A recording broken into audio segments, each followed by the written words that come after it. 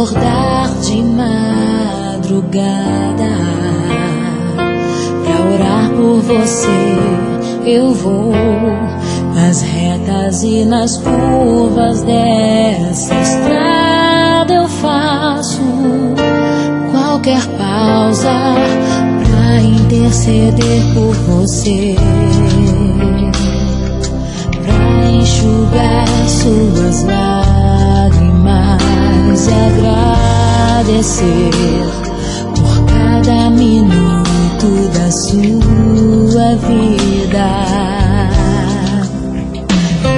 pelo dia em que você me escolheu,